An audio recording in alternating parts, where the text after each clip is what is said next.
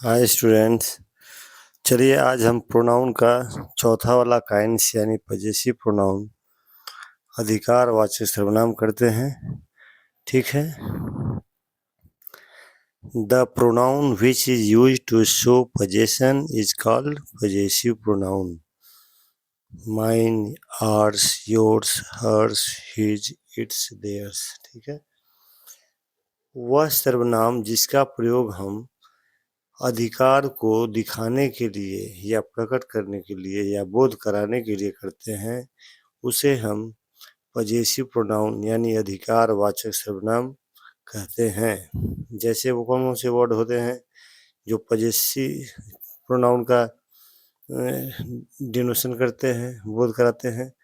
वे होते हैं mine, ours, yours, hers, his, etc, theirs. यही ये शब्द हैं जो पजेसिव प्रोनाउन का बोध कराते हैं। ठीक है। अब एग्जाम्पल में इसको देख लेते हैं। जैसे दिस पेन इज माइन, यह कलम मेरा है। तो जो माइन जो शब्द है ना, यह कलम मेरा है, तो मेरा कैसे क्या हो रहा है, अधिकार का बोध हो रहा है। तो इसीलिए इस सेंटेंस में माइन क्या है, positive pronoun. That book is yours, वह किताब तुम्हारी है।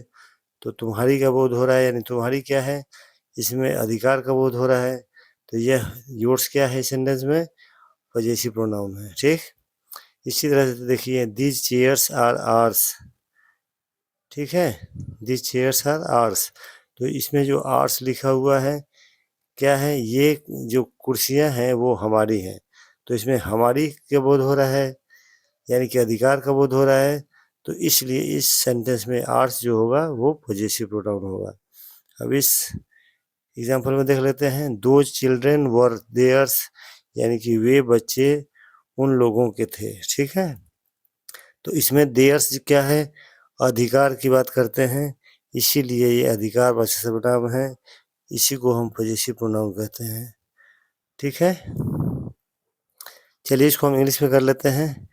The pronoun which is use to show possession is called possessive pronoun.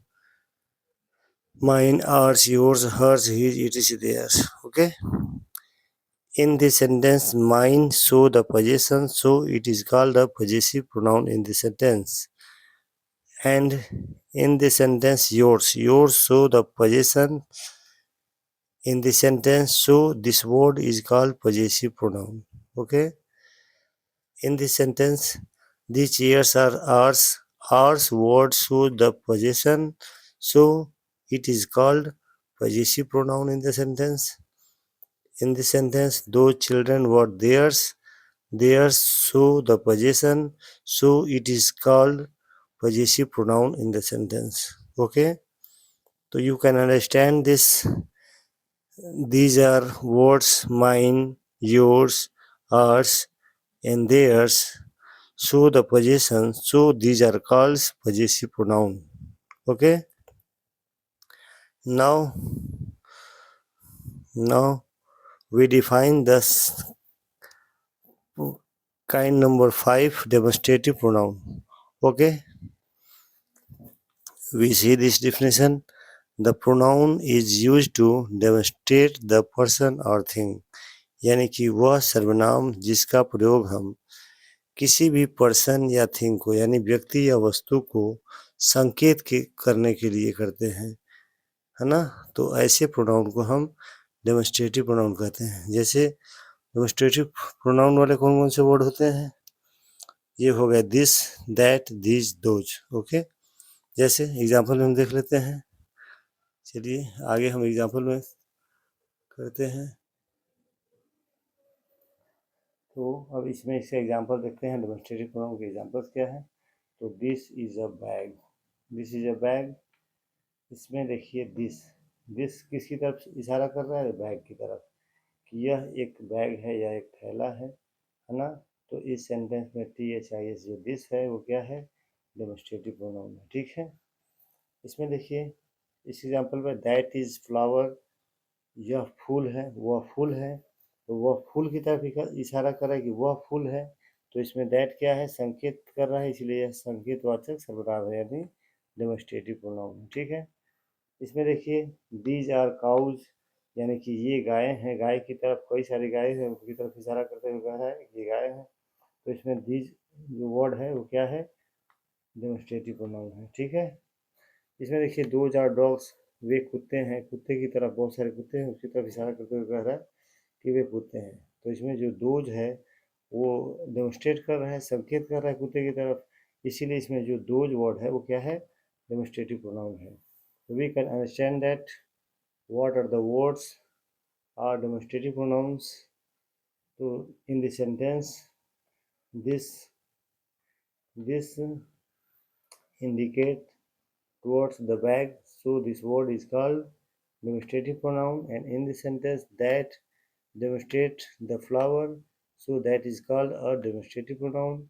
In this sentence, these demonstrate more than one cows, so these words are called demonstrative pronoun. Okay, in this sentence, those demonstrate more than dogs, so those words in the sentence are called demonstrative pronoun.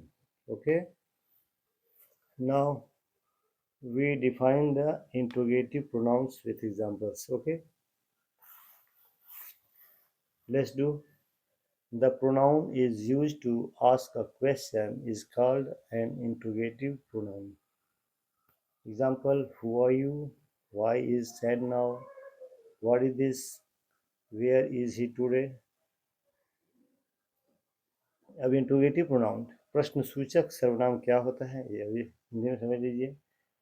प्रश्नसूचक सर्वनाम वो सर्वनाम होते हैं जिसकी मदद से जिसका प्रयोग करके हम प्रश्न पूछते हैं। ठीक है, यानी जिस प्रोनाउन का प्रयोग हम प्रश्न पूछने के लिए करते हैं उसी प्रोनाउन को हम इंट्रोगेटिव प्रोनाउन कहते हैं। जैसे हु आर यू, तुम कौन हो, तो हु क्या कर रहा है, इसमें पूछने का काम कर रहा है, क्वेश्चन कर रहा है, इसीलिए हु क्या होगा सेंटेंस में, इंट्रोगेटिव हो जाएगा। व्हाट इज दिस, व्हाट क्या है, पूछने का काम कर रहा है, क्वेश्चन कर रहा है, इसीलिए व्हाट वर्ड क्या होगा इसमें, इंट्रोगेटिव प्रोनाउन हो जाएगा। ठीक, why is said now, why क्या है, इसमें इंट्रोगेट कर रहा है, क्वेश्चन पूछ रहा है, इसलिए वाई वर्ड क्या हो गया, इंट्रोगेटिव प्रोनाउन हो गया। इस सेंटेंस में देख लीजिए, वेयर इज ही टुडे, है ना, वेयर इज ही टुडे, तो वेयर क्या है, इंट्रोगेट करने का काम कर रहा है, प्रश्न पूछने का काम कर रहा है, इसीलिए वेयर क्या हो जाएगा, इंट्रोगेटिव प्रोनाउन है। ठीक है, तो those are such words who is used to interrogate in the sentence, so these words are called interrogative pronouns. Okay,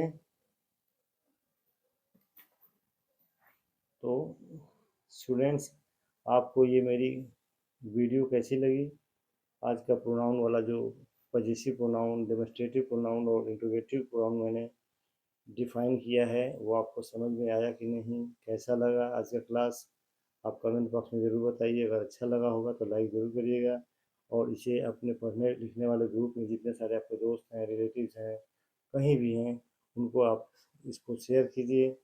और अगर चैनल पर आप मेरे नए हैं तो मेरे चैनल को सब्सक्राइब कर लीजिए और बेल आइकन को प्रेस कर दीजिए ताकि मेरा जो भी इस एजुकेशन से रिलेटेड वीडियो मैं बनाऊं तो ये नोटिफिकेशन के माध्यम से आपके पास पहुंच जाए।